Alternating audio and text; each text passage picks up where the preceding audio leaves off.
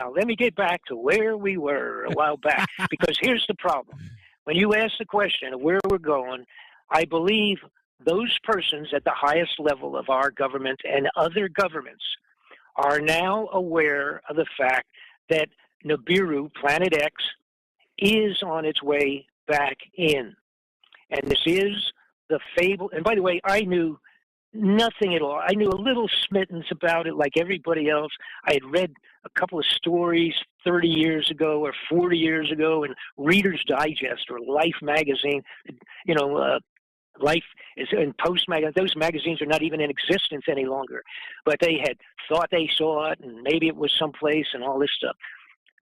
Somebody came to me when I was asking around, and I was saying, what in the world are they spending all of the American people's money on dried foods, bullets, machine guns, and all of that stuff, and going and underground and spending billions and billions for underground facilities? What's going on? And somebody quite simply said, oh, probably the fact that the Planet X is on its way back in. And I said, what are you talking about? And then they said, had you ever read Sitchin's, a fellow named Sitchin, Zachariah Sitchin? You ever read his books about the Sumerian clay tablets and about Planet X and Nibiru coming back? And Nibiru means, by the way, in Sumerian, it means planet of the crossing, because it crosses our orbit. And I said, well, I know a little bit. And they said, well, you got to look at this and talk to this guy and talk to that guy and talk to these people over here that have been studying this thing for 20 years and, read up on it. And then I got from a separate direction, somebody said, do you remember the Ronald Reagan speech on the floor of the United Nations when he freaked people out by saying, what if, would we get together with all the people of the world, all of our enemies, come together if we knew there was an extraterrestrial threat headed towards the Earth?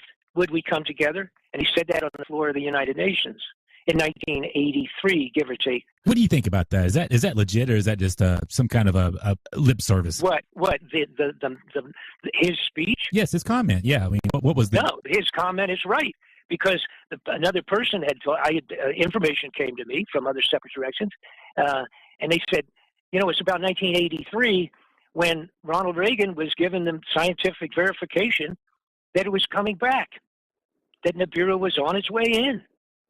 All right, now think about this now, timing and everything. That's 83. 87 was the Iran-Contra hearings. All right, now Reagan was still in at that time, or George Bush, whichever. George Bush, it's, like a second term for him because he was vice president with Ronald Reagan, right? And then just rolled into the presidency. All right. Now, during the Contra hearings, Senator Brooks from Texas, he asked Oliver North, he says, what is it that we have heard about executive orders planned to suspend the Constitution of the United States under the continuity government program? What's going on with that?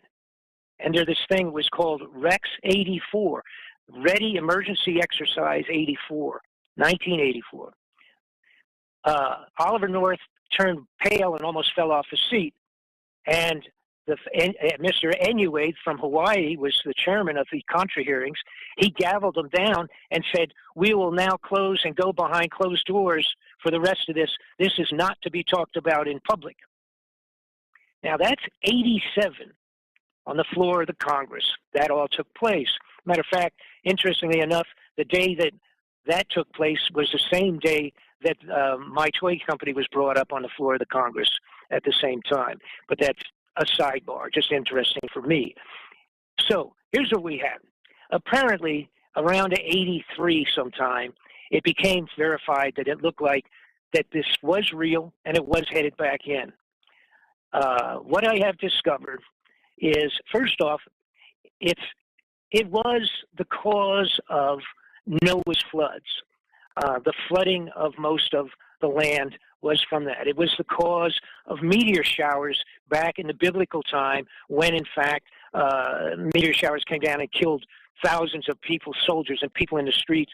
They called it the stars fell from the earth, from the sky to the earth, and it was flaming rain and all of this stuff. All right, that was caused by the close passing of Nibiru. Nibiru is said to. Let me jump in here. Sure. It's a good point for me to ask this question. I mean, is this, Please. in your opinion, is this like the Anunnaki? I mean, what do you think that Nibiru is in your mind? Is this just a celestial body by chance that, the fate of the world, we're just having to cross this thing just every so often, it's just the chance of everything in the universe? Or is there something more nefarious there? Is this thing there's rumors out there it's a craft that's actually being piloted? There's a whole lot of stuff. I don't want to, no, as far as I'm concerned, and now I ended up, once I got into it and I read some really brilliant, shocking things. For example, like I say, the Sitchin had gone over clay tablets. Sumerian clay tablets were like 4,000 years old, 3,000 years old, and read this story, and it included the arrival of this planet Nibiru, approximately 5 times the size of Earth in dimension. It has 4 or 5 moons, apparently, that travels with it, around it, kind of like its own little solar system. But it is the equal to, I like to compare it to, although it's a planet, it is a planet, big, or, it's big enough, it is a planet, and it is an extreme long, elongated orbital configuration. But I like to compare it to Halley's Comet, which comes around every 75 years, been logged in every 75 years, and they know when it's coming, and it came a little while back, zipped around the sun and went back out again, but that's simply a comet. All right, and it's interesting to watch. Then they discovered in the 70s a thing called the Hale-Bopp comet, which had never been seen before. But then they saw it, and here it came, and it came around, and then zipped around. It was bigger in size than the Halley Comet, went around the sun and back out again. And then they said, well, if they did all the math and all the rest of that one is on a 4,200-year orbit. And it was, so obviously with nobody around the last time that happened, well, there was, but they weren't very well educated, so to speak, 4,200 years ago. But that's when it's going to come around again, according to science and astronomy and mathematicians. It came and it will come again. All right. Now, I use that as an example because when I first heard about the potential of a 3,000-year orbit of Nibiru, I originally, not being an astronomer, I thought, wow, that's got to be nut stuff. That's crazy. The idea that something would go out and come around and be in a regular orbit that elongated to be going out 1,800 years and then back 1,800 years. But then after that was when I discovered the information on Hale-Bopp being a 4,000. So it's a longer period of time. Okay. So I then got into a tremendous amount of research, finding everybody that was not in a mental institution that had really seriously looked into this and knew what they were talking about. All right? And because the chances of Bob Fletcher putting his name on something like this was really slim, because I'm very well respected worldwide for doing very great internal exposés on what I've been doing. And for me to put my name on this, I had to really be convinced. So then I found out, son of a gun, in I'm not sure the exact date, in 1991 or something like that, this Dr. Sitchin, who had everybody throwing stones at him because he was giving people this extraordinary story about this thing coming back around, when the guy that was in charge of, now this is important, the head of the Naval Observatory for the United States of America, his name was Dr. Harrington. He called Sitchin and he said, I saw your stuff a while back and read it. By the way, the date was 1990, while I was running for Congress in Florida. He called Dr. Sitchin into his office. He said, I've been studying this for years, and I found it. You are right. There is a Planet X. There is a Nibiru. And I know where it is by its reaction by other planets and the reaction that's going on as we speak. I have found it, and I'm going to do a full report on that. By the way, that meeting between the two of them is on videotape, and I have it. All right, so, in other words, to verify it happened. The reason I say that is because Sitchin died, or excuse me, Dr. Harrington died very shortly after of cancer, fast-acting cancer, the same kind of a cancer that Ruby, the guy that killed Oswald, died of in prison. You know, he went in prison, he was fine, and then in a short time he died of cancer. All right, Richard Harrington, the head of the Naval Observatory, agreed with Sitchin. He had found it. He's dead. He's gone. There have been huge numbers of scientists, astronomers that have looked into this and have found it, or what they verified, you know, that they're pretty positive of where it is, et cetera, that are dead. A lot of them. A whole bunch of them died in one gondola in Switzerland when the cable broke, and the whole bunch of them that had a meeting going about some of what we're talking about fell to their death in one big box. The gondolas, you know, those things that go over top of the ski resorts on cables. Anyhow, there's been a lot of other people that have also been involved with this that have ended up dead.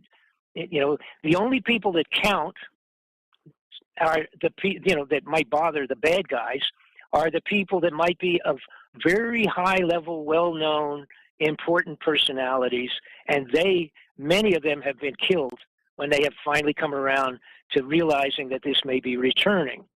Now, I looked also into the people that had done research. For years, we had people done their entire lives on trying to do legitimate research on this Nibiru. Now, what had happened is some of the best stuff is by Chinese. The Chinese, what we would call ancient astronomers in China that worked for the emperor in China. And if they made mistakes when they were studying the stars, he cut their heads off. So they were very cautious in terms of what they did.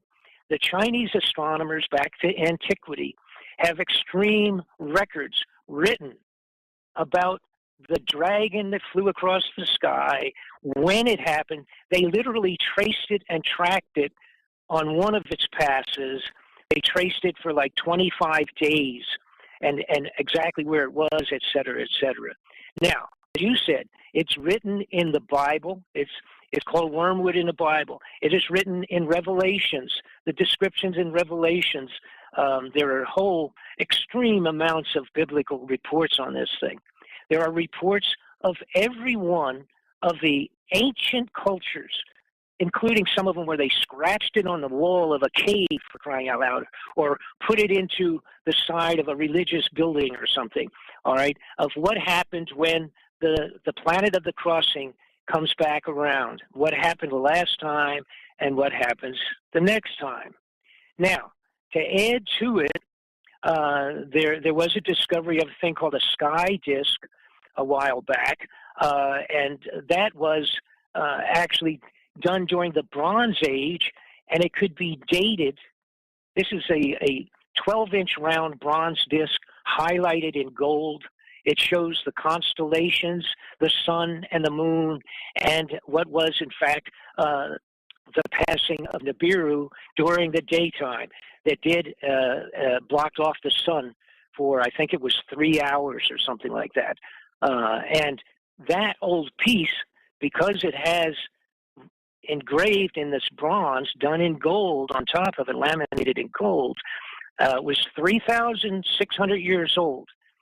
The dating done with modern astronomers and the brand new computer programs indicates all the way down. Not only can they tell you the day that this was created, which would have probably been a short while after it had passed, because I believe it was actually a poured disk at that time. So it wouldn't have been, it's not like it was done that day, but it would have to have been within a month or two or something.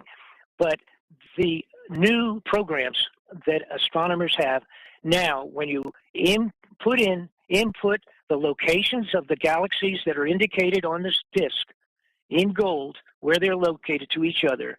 It came out to even give it was the fact that it was done not only 3,600 years ago, but at 8:35 in the morning on a given day. So that's how accurate the new computerization is on astronomy information. Now, what I'm saying here is there's this whole unbelievable barrage of historic information on the return of Nibiru and how its effects are felt, et cetera, et cetera. So again, I got into studying all of those and getting with several people that are in fact and have been studying this for years. There's two different thoughts on it, two groups of thoughts, both of them put together by groups that are should be respected, and put it that way. And one of them has been done by a group that's got into not only studying the Chinese, but the Bible in detail on where it describes these events. The feeling of one group is that it is on an elongated orbit, that it may be on our plane, what they call the plane of the ecliptic, which is reasonably flat, that all of our planets are on, give or take a couple million miles, I guess, up and down, left and right. But basically, it's fairly flat. Some people, one group feels that it's on that plane and will come in on that plane and go around the sun and back out. There are others that feel that it will be coming in from a 30-degree angularity off of our plane of the ecliptic, coming in on the same kind of an orbit, but coming in at 30 degrees off. This will affect maybe how long we would be affected and exactly when, et cetera. Now, according to this in-depth studies of the previous few passes where it had come by close enough to affect the Earth, and by the way, it's indicated on that disk that I mentioned, it's called the sky disk.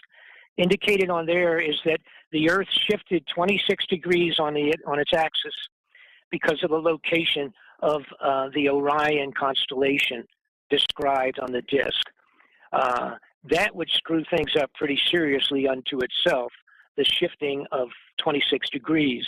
The information in terms of dates, the indication is that the most early close pass for Nibiru would be first seen next December. That would be the earliest possible time. It would be seen in the sky as a new star. It would be coming closer on a daily basis, and it would come to the closest point in the March and April of 5 months later. Okay, so you have the presentation or the first visual December, January, February, and then March and April is when the poop would hit the fan. Well, take us to that first day when that thing shows up in the sky. I mean, what's the powers that be? What's your game plan? What are you going to do when you see that thing show up? Okay, well, let me just make a couple of real crucial points on this whole thing. All right, and by the way, then the next point is the possibility of close pass would either be, if it was not next December, January, February, March, if it's not that period of time, that it would be the next year or the next year, all right? But the feeling is that according to all the information from the Chinese ancient writings, the biblical, and all of these ancient cultures that have written about it, it apparently all records what I said. In other words, seen in December and close March and April on all of the previous passes in antiquity writings. Okay? So that's where I'm going from with that. That's where these people that have studied all of that had said, apparently now, all things being measured, et cetera, that in fact it would be December, either this one or the next one after that, in terms of closest time and farthest away point in time. Farthest away point in time might be 6 years. Now, How What's about this though? interesting? I've heard you say before though, and as a preemptive to this whole Nibiru thing coming around, that the government, I guess we could call it our American government, whatever we want to call it now at this point, because Nibiru to me leads me to believe I'm not even worried about the election. I don't care about Hillary or Jeb Bush. That's right. I'm not even worried about that. That's right. But I've heard you. But no, hold on a second. I got a question for you. Go ahead. If we looking at this thing down the barrel, I've heard you state before somewhere, read it somewhere, that you said that martial law has got to be the preemptive thing to this whole thing. So can you go into that bit for us? Yeah, absolutely. And that was the next thing I was get to. You're one page ahead of me all day long here. Okay. So the point, and first off, see, for the people that say, well, and I'm not even going to go there. Let me just go the direction we're going. All right. There is no way that the corrupted government, who is ahead of us, they've got the infrared telescopes, they've got the planet, they've got satellites they've put up in the last 10, 15, 20 years, headed out, going out, taking pictures way out there with infrared and shooting it back to them. We have no access to that whatsoever. Nothing. We don't even know what the moon looks like on the other side or any of that stuff, because the bottom line is, people say, well, how about NASA? Well, NASA is the United States government, and they're controlled by the corrupted persons at the highest levels. They now don't want people to talk about it. Nobody's going to talk about it. They'll be killed if they talk about this stuff. What we're talking about here is the bottom line being that those corrupted persons that are better informed than we are, because we don't have the equipment, they can never, ever announce to the world that there's something like this coming in. They can't do that. And if you just stop and think, just simply apply logic to it, okay, as soon as it's verifiable that something like this is coming through, that may, number one, we may pass through its tail twice. It would probably take 1 hour, according to the math on this thing, about 1 hour for us to pass through it the first time, 1 hour to pass through it when it goes on out, back out, coming around from the sun, from the back. All right. During that period of time, we would have meteor showers that you don't even want to try to describe on the face of the earth, period. We will have electronic interference, the potential of all electronics being shut down even a week before it gets at its closest point would be very likely, because it will, for one thing, it has already affected the sun, causing it to act crazy for about 2 years now. It's already affected livestock.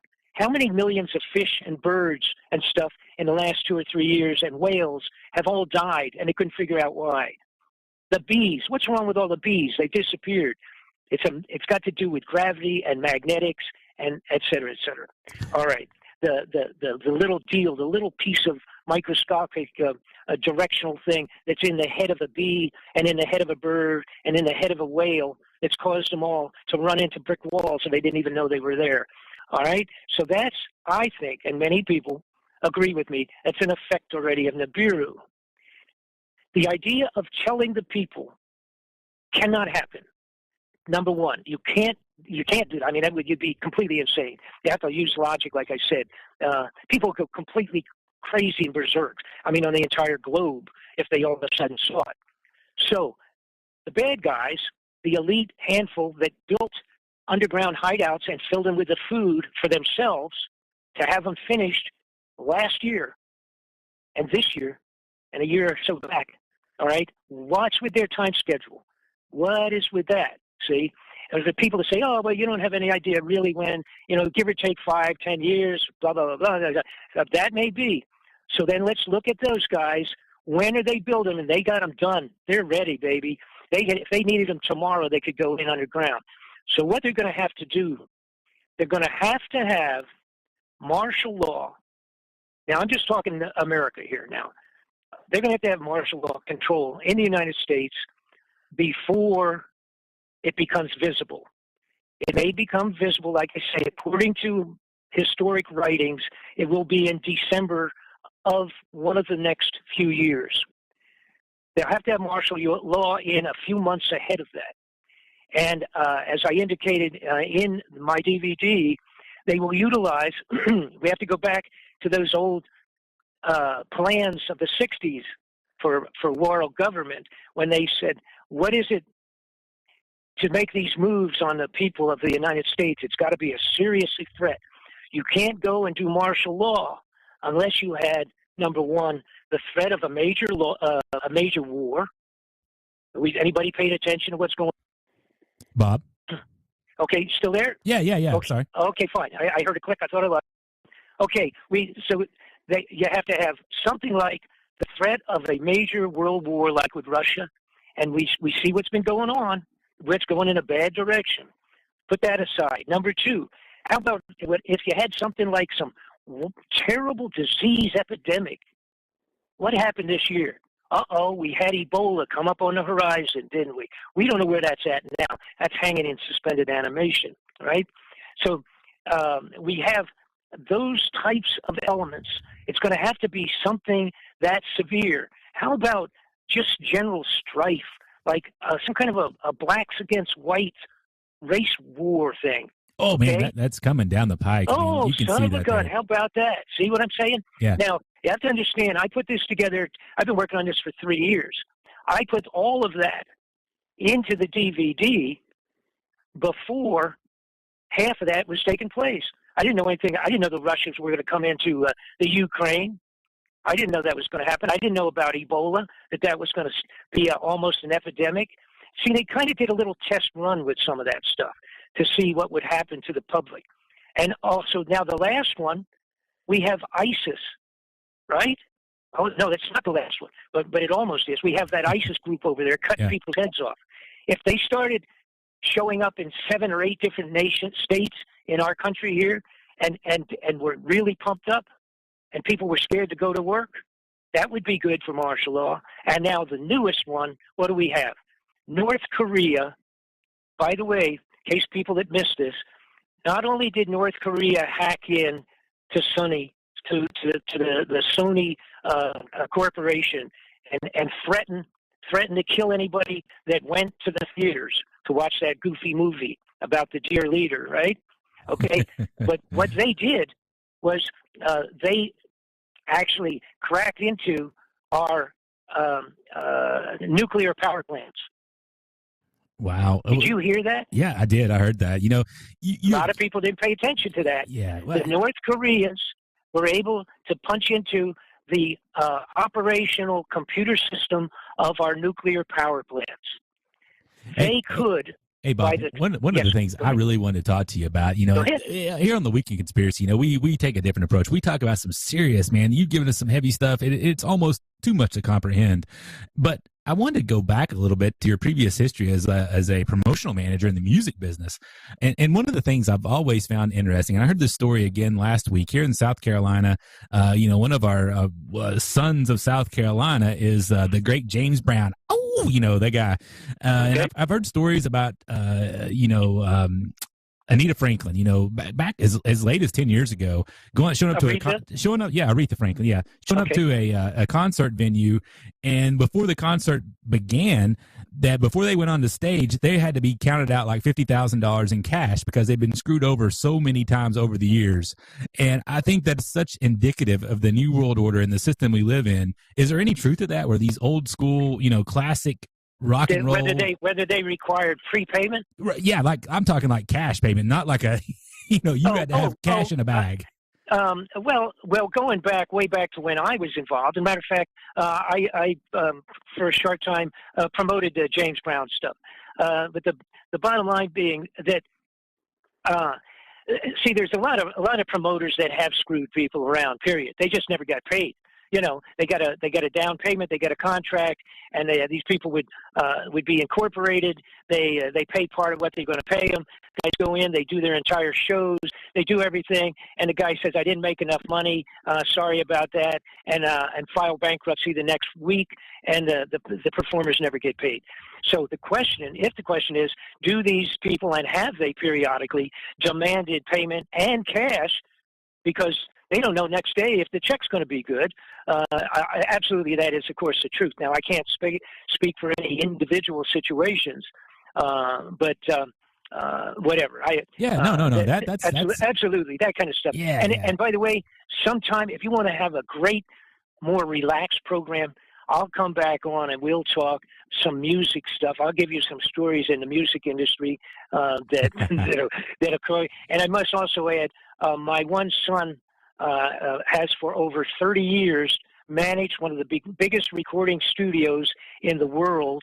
He is still there and has recorded everybody. Oh my gosh! And he's still there. That's just what I wanted to hear. You're on the Weekend Conspiracy. We broadcast worldwide on the Hillbilly Radio Network. And when I've heard you for years on Alex Jones, Coast to Coast. I mean, you've got the links on your website. I've linked to your website on the Weekend Conspiracy.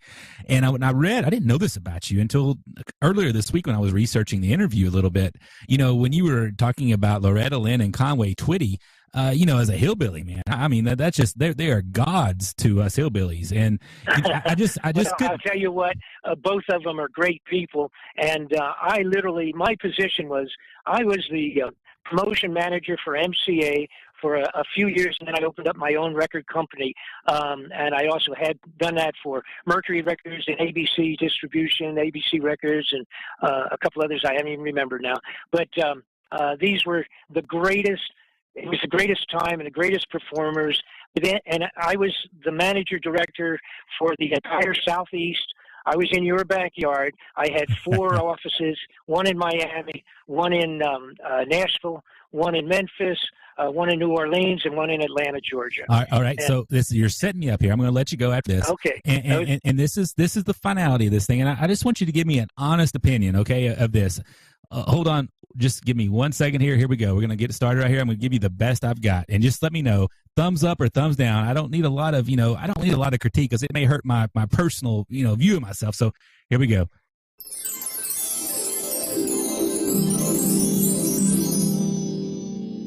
Night moon was drifting through the lazy sway of trees. I saw the look in your eyes, looking into the night, not seeing what you wanted to see. Darling, don't say a word. I've already heard what your body's saying to me. What you need to do is keep doing all you can on the radio, and don't go past that. You'll be all right. And stay away from the Jack Daniels. Mr. Fletcher, sir. Okay, now let me sum this up. Yes, all right? And where are we on time? Are we done or are we good? Pretty good. No, we got a little bit of time left. Carry on, sir. Okay. All right, here's the bottom line. I went into this when the Nibiru thing came in front of my face. I was extremely skeptical. I just said, "Well, wait a minute." But then at the same time, I'm saying to myself, Why did they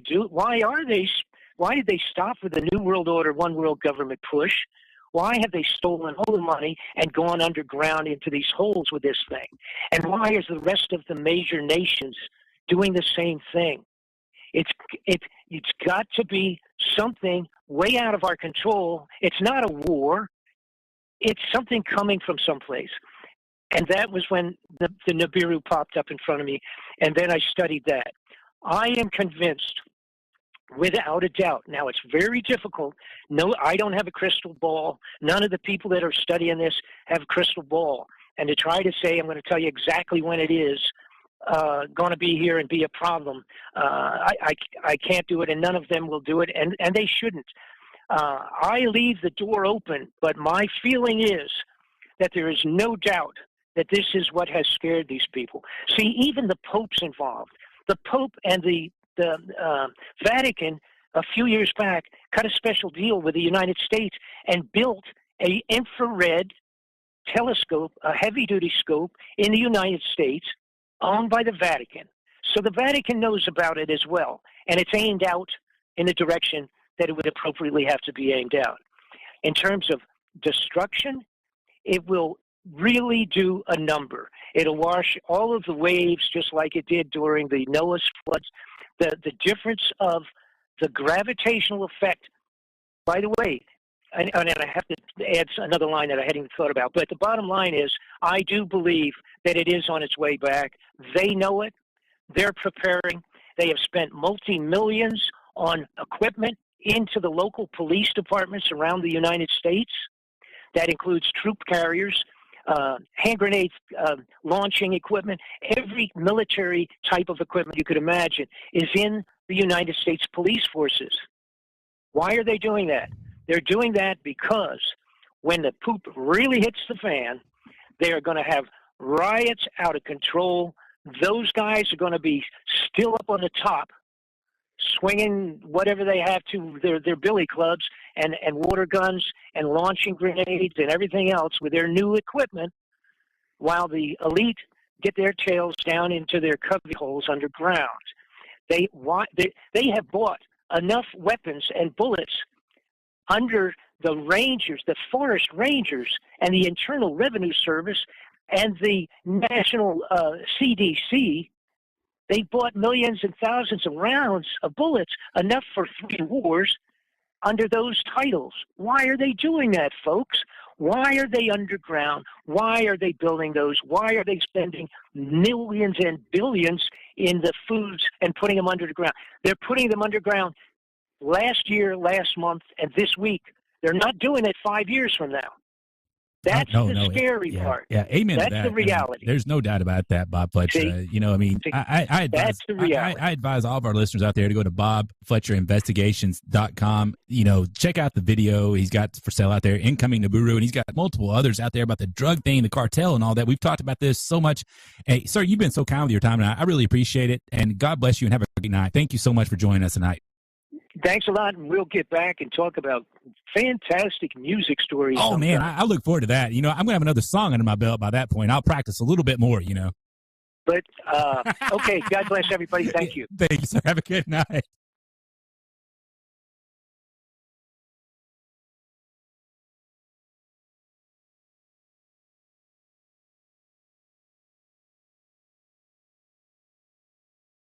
Now, let me get back to where we were a while back, because here's the problem. When you ask the question of where we're going, I believe those persons at the highest level of our government and other governments are now aware of the fact that Nibiru, Planet X, is on its way back in. And this is the fable. And by the way, I knew nothing at all. I knew a little smittens about it like everybody else. I had read a couple of stories 30 years ago or 40 years ago in Reader's Digest or Life magazine. Life is in Post magazine. Those magazines are not even in existence any longer. But they had thought they saw it, and maybe it was someplace and all this stuff. Somebody came to me when I was asking around, and I was saying, what in the world are they spending all of the American people's money on dried foods, bullets, machine guns, and all of that stuff, and going and underground and spending billions and billions for underground facilities? What's going on? And somebody quite simply said, oh, probably the fact that the Planet X is on its way back in. And I said, what are you talking about? And then they said, had you ever read Sitchin's, a fellow named Sitchin, Zachariah Sitchin? You ever read his books about the Sumerian clay tablets and about Planet X and Nibiru coming back? And Nibiru means, by the way, in Sumerian, it means planet of the crossing, because it crosses our orbit. And I said, well, I know a little bit. And they said, well, you got to look at this and talk to this guy and talk to that guy and talk to these people over here that have been studying this thing for 20 years and, read up on it. And then I got from a separate direction, somebody said, do you remember the Ronald Reagan speech on the floor of the United Nations when he freaked people out by saying, what if, would we get together with all the people of the world, all of our enemies, come together if we knew there was an extraterrestrial threat headed towards the Earth? Would we come together? And he said that on the floor of the United Nations in 1983, give or take. What do you think about that? Is that legit, or is that just some kind of a lip service? What his speech? Yes, his comment. Yeah, I mean, what was the? No, his comment is right, because another person had information came to me from other separate directions, and they said, it's about 1983 when Ronald Reagan was given the scientific verification that it was coming back, that Nibiru was on its way in. All right, now think about this now, timing and everything. That's 83. 87 was the Iran-Contra hearings. All right, now Reagan was still in at that time, or George Bush, whichever. George Bush, it's like a second term for him because he was vice president with Ronald Reagan, right? And then just rolled into the presidency.